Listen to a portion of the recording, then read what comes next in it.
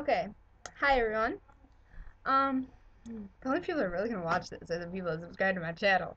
But anyway, I'm gonna talk about stalkers.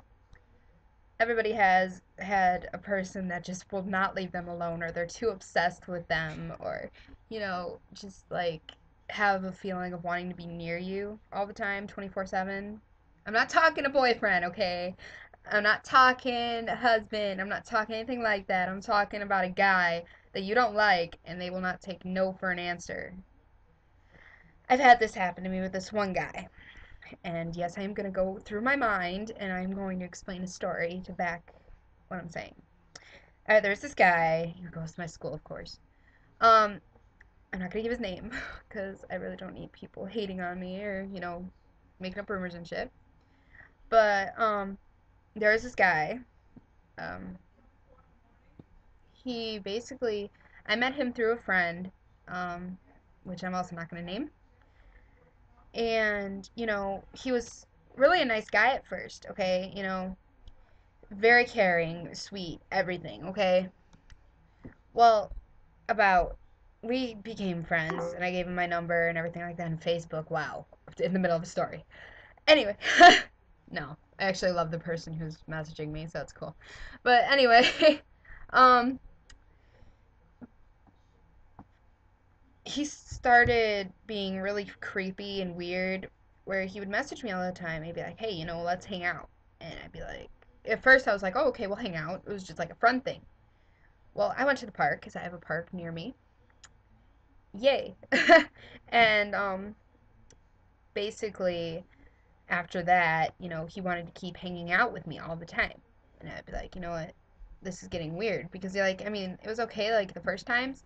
But then he started following me in school and trying to, talk to me 24/7. I was like, hey, can we not do that? And finally, it got really creepy because he knew my whole schedule at school and he knew where I lived. He followed where I lived. It was very creepy, very scary. And that was something that was really bad for me. But he ended up getting transferred to another school, so he doesn't go to my school anymore. But he still knows people that go to my school. So that sucks. Anyway,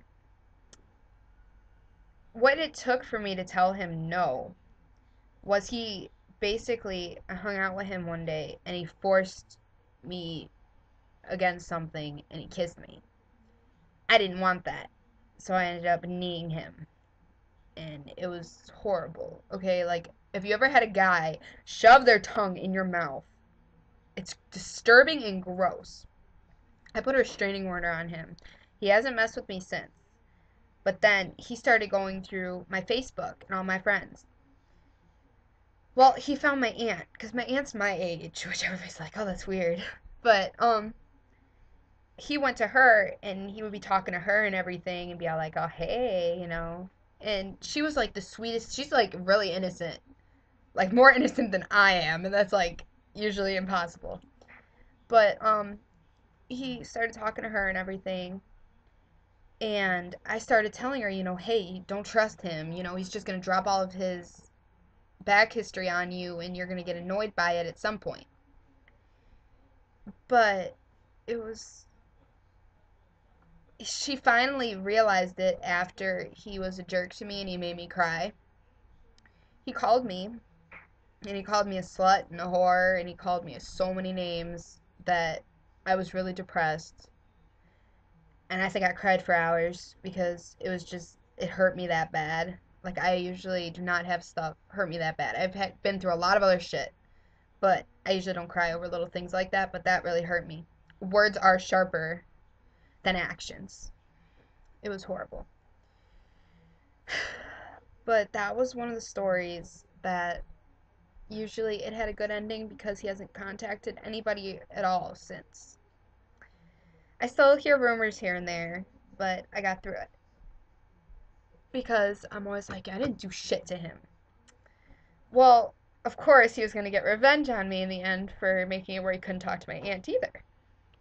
So, he told everyone I was a whore and a slut and I would take money to have sex with anybody. Which, I'm going to admit this. I am still a virgin and I plan on staying it until marriage, okay? You just know I don't rush into that shit and I don't do that, okay? But, having rumors made up about you really hurts.